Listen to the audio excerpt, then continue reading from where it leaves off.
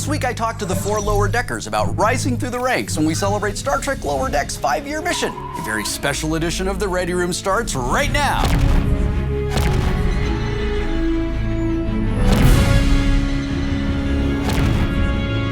Hey nerds, I'm Will Wheaton, and this is the Ready Room, your official behind-the-scenes hub for the Star Trek universe. The USS Cerritos has completed her 5-year mission, and I can't wait to talk all about it with you. But that Priority 1 communication will include spoilers aplenty, so I'm calling for Red Alert! If you haven't seen Star Trek Lower Deck's hilarious and heartwarming 5th season, sneak a screen from your parallel universe self, binge it, and then travel back here for a very animated discussion. Star Trek Lower Decks has been a revolutionary addition to the Star Trek universe. It's brought us some incredible expansions to Star Trek canon, especially its remarkable cast of characters.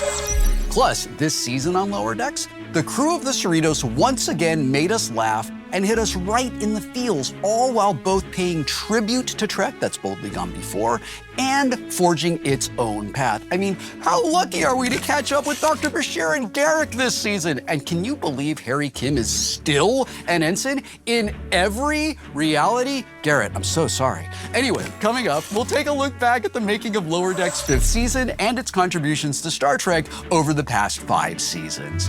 But first, the OG Lower Deckers, it's Tawny Newsome, who plays Beckett Mariner, Jack Quaid, also known as Bradward Boimler, Noël Wells, aka Devon Tendi, and Eugene Cordero, who voices Sam Rutherford, all chat with me about everything Lower Decks.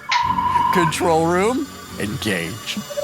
Hello, everyone. Welcome to the Ready Room. It is so fun having you guys here. I just want to observe that one of the things that I absolutely love about Lower Decks, and one of the things that we talk about in fandom, is the chemistry amongst the characters, the chemistry amongst all of you. It starts with the writing. Like, the writing at this point in season 5 is so pitch perfectly tuned to each character. And not just to each character, they have tuned it to us as actors as well. Yeah. The relationships among the two of you and the two of you have grown so beautifully and organically and satisfyingly for me as an audience member over the course of the show. I have always shipped Tendi and Rutherford. Talk about the relationship between the two of them. From the beginning, I think it just really felt really best friendy in the best way possible. Even the way that they would match each other, like tonally, I think got us into a good place. I felt like it was very genuine, too. The relationship starts with this common interest, loving work, being geeks together, and that they have the same language about that, just being so enthusiastic about the work ahead of them. It's nice to know no matter what, we still love science. And how? At the start of season 5, her not being around and seeing Rutherford breaking down. So sad. So sad. He remains so positive, though, while he's breaking down. You've been working yourself to the bone since Tendi left. How about a break? Nah. Just shows the relationship so much deeper that when she is back, I think it's huge. There is a similar thing that happens with Mariner and Boimler. It's not romantic. That is about these two people who I feel like really like each other. Oh my God, it's Boimler, it's my friend! Yeah. Who really want awesome things to happen for the other and are always there for each other. And y'all have been through some stuff. Yeah. Yeah. You even Big came time. into the human world. Oh, hell yeah! Yeah. The real human world. Human world. The human world. We did go to the 3D plane. Yeah, it's interesting. But I like that they're a purely platonic friendship story. Like, I just think it's so genuine and it's so sweet. And it's like, I love that they're like co-number ones at the end of it. Like, that's such a, I think that's like the best place for them to have ended up. I want to talk about recording the show. And I just hear over and over and over again, it's so much fun. Mike is so much fun. Have any of you guys ever done like ADR for the show where Mike is doing your temp? Your scratch? Your scratch? Yes. Mike's scratch is insane. It's my favorite. So Yeah. like, for those that don't know, for it's like final, and they might need like a few extra lines or something said a different way than how we recorded it. So before they actually get us back in to re-record that, usually it's just Mike McMahon doing like a recording on his iPhone. Yeah. It was sent in, and like for a brief second, like Captain Carol Freeman is voiced by Mike McMahon. Right. Amazing. But his reads are always incredible, and there have been times, Mike, I'm just gonna admit it, where I've just copied your read. Oh, yeah. Sure. Because it's Absolutely. Why wouldn't you? so much better than anything I would have done. The Cerritos is a magnificent starship, California-class starship. I want you to tell me who is a character from the Lower Decks that you love, who is not your own, and why you love that character. I love Steve Levy, the conspiracy theorist. Wolf 359 was an inside job. It totally was. It's now in the canon that this man thinks that. It's so funny and so insane that that man would be serving on a starship, and they just let him. He's like, the Dominion War never happened. It's like, what? In this timeline, it was like 4 minutes ago. What are you talking about? It's not a deep cut, but Dr. Meglimo, We Cloacans invented warp travel in the hopes of discovering strange new meals. even this season, I was just like, gosh, he's so funny. Beautiful casting with Paula Tompkins. I like the great Paula. She just brings such amazing energy. Well, what about Billups? Is Billups gonna be here? What about Billups? I love me some Billups. Paul Scheer is amazing. A dream. And so funny. And just like that constant, I don't know, I like the engineering dudes. Winger Bingston Jr. Yes! Who is also voiced by Eugene. I love that he's like famous on the Cerritos. He's got a one-man show. He's got a one-man show, but I just love that he's this little celebrity. Do you want to catch a Winger Bingston show sometime? Now that guy can deliver a speech. This season on Lower Decks, the crew of the Cerritos once again made us laugh, hit us right in the feels, all while both paying loving tribute to Trek that's boldly gone before and staking out its own spot in the wider universe. We've put together a look back at the making of the series' incredible journey over the past 5 seasons. Check this out. I love you guys. The origins of Lower Decks really started with me being so into Star Trek that I knew they should never give me a Star Trek show. Instinctively, my very first thought was, let's treat the bridge crew like red shirts. Let's kill them off. But over time, what I realized is that for this show to work, the Lower Decks crew couldn't be the only thematically Lower Decks characters on the show.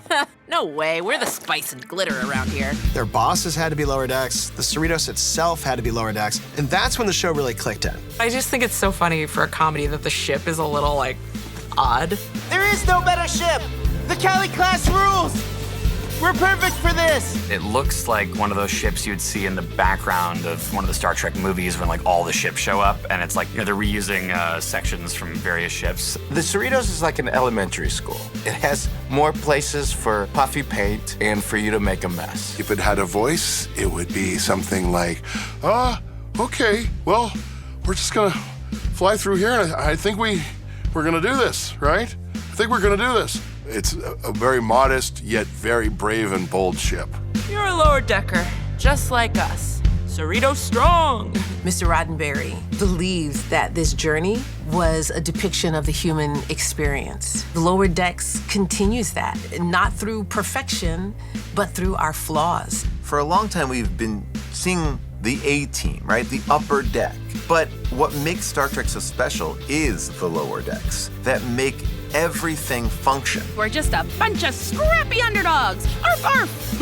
Now that I can understand. You have a bunch of people who are aspiring, and in so doing, they kind of find that where they are is perfect too. And it's also funny. We get to poke fun at some of the tropes, but even when we're subverting it, it's just a huge love letter to the series and the canon itself. The idea of revisiting a planet or civilization that you visited a few years before, and like, what are the repercussions that we as the audience don't get to see once the credits start rolling? I keep mentioning the cursing, it's true, I really do love it. Because you know when you're watching other versions of Star Trek that would probably happen in this moment. And you just kind of take off that veil and it's kind of more of like abrupt sparkle. And that to me comes with the cursing on the show. Holy wait, did we just save the universe? At the end of the season, we're seeing a lot of changes. We're seeing Captain Freeman on Starbase 80. She's going to be working with Cassia Knox and with William Boimler, and that could be its own spin-off of what interdimensional characters are going to come out of that rift. You've got Ransom as captain of the Cerritos. Mariner and Boimler working as co-first officers are going to have a real hell of a time going through it with him because he's kind of messing with them. Little interpersonal conflict's the best way to learn. And you've got Tendi and T'Lyn are co-senior science officers, but seeing them grow and, gosh, seeing Rutherford learn that he doesn't even need the implant, but that also without the implant, he's got memories that are coming up that he's never really addressed or understood. And this finale does feel like a series finale, but it also feels like a promise that these characters are going to keep going. We're gonna be okay. This isn't the end of a story, it's the beginning. We're gonna make her proud. Wow, that's such a healthy way of looking at it. Yeah. I did get mad and set my bed on fire. Wait, what? Is it still burning? Yeah, and I kicked a computer. But that's all out of my system. I'm good. We're always lower deckers. We're always family. All of these things that we bring to each other, into the work, into the mission, those all live inside of us, and this kind of never goes away. And I really believe that. Unlike other showbiz jobs where you can form a little cast and then it can kind of disband, this universe literally keeps us in each other's lives sort of as long as we want to be. I live in a Starfleet household. My wife is a first officer on Strange New Worlds. I'm a first officer on Lower Decks. It's been really fun for us. It's in our blood now. It's crazy. It's been such a fun ride. I feel really lucky to be a part of a show that is much bigger than I had any idea, that it has such a large following, the entire Star Trek universe, and how much it means to people. I love doing this show so much. I love playing Boimler so much. I love all of the amazing people I get to work with so much. And yeah, this might be the end of Lower Decks for now, which is a very bittersweet thing to say. But, with Star Trek, is it ever really over? I think. I mean, I don't know. We'll have to wait and see. Tune in. Uh-oh. I'd like to think that it's not.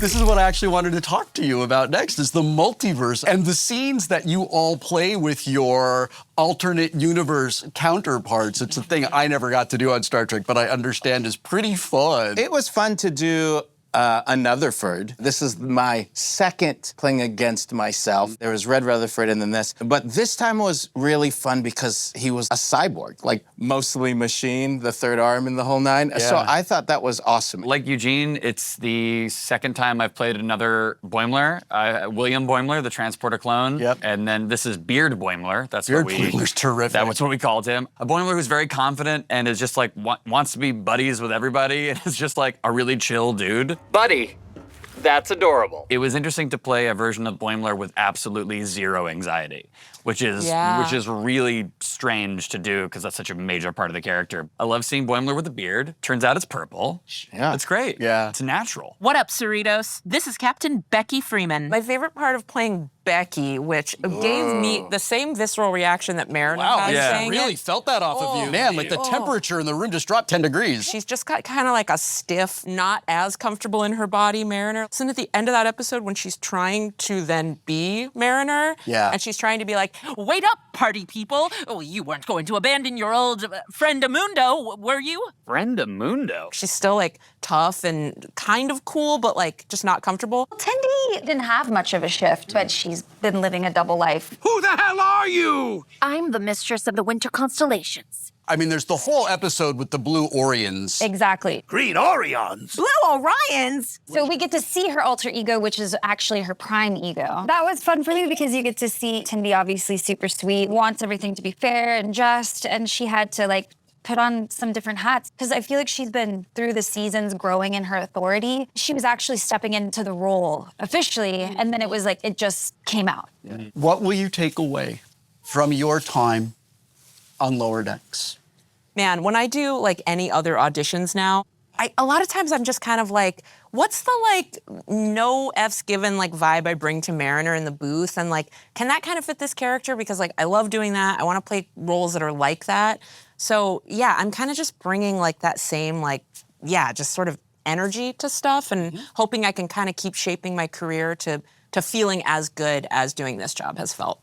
I feel lucky to have had this experience because everyone's at the top of their game. It's so nice to get to thrive in an environment like that and to know that it can be done with really kind, professional people. I'm glad you guys are my friends. It was really important for me to have an experience like this. It doesn't always happen, so I will take away that sense of gratitude. I get to take away this understanding of a world, a franchise, and to be really proud to be part of it and feel like I brought a very fun new character that is Asian and is part of the full crew. Every version of him was awesome. I was like, damn, that guy's cool too. And everybody was cool. It was so cool. It was cool to be these young nerds, and that's nice to be part of that.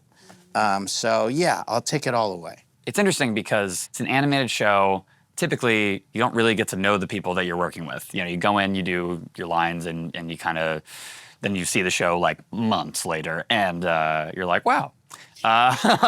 Genuine fan of everyone, who works on the show, who's in this room, and the larger universe. But it's the people, I think. You know, the people, I've developed such genuine friendships with everyone. Friendship! And not only from this show, but from, you know, like, Jonathan Frakes got to direct us in an episode of Strange New Worlds, and he's been so kind to us. You've been so kind to us. It was the four of us. We were together on Zoom because it was the pandemic, but you were the person that said, welcome to the Star Trek universe. And that meant the world to us. As heartbroken as I am that I will not get to see New Adventures with this group anymore, the way that it all wrapped up, it was very, very satisfying. Before we go, I have a personal request. Ooh, this is when we chant Lower Decks. Yeah? That feels That right. feels right. That feels good. All right. Feel free to join us at home if you want. I'm not going to start it. One of you has to. I think it's gotta be Tawny, right? Yeah. Okay, thank you. I will serve.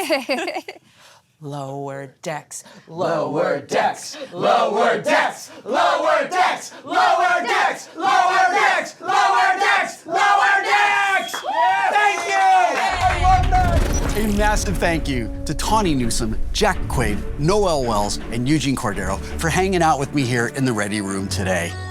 And of course, thank you as well. It really has been the joy of a lifetime celebrating the Star Trek universe with you.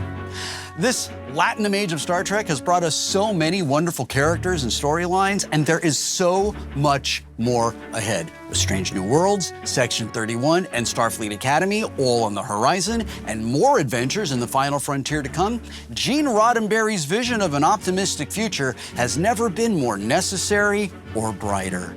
In the words of Captain Jean-Luc Picard, let's see what's out there.